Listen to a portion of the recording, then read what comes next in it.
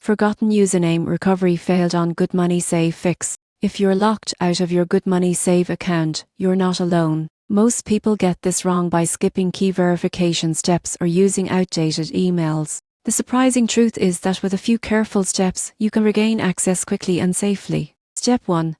Open the Good Money Save app and tap Forgot Username. Enter the email linked to your account. You'll receive a recovery email containing your username or a secure link to reset your login credentials. Step 2. Check all your email folders, including spam, junk, and promotions. Recovery emails often get filtered automatically.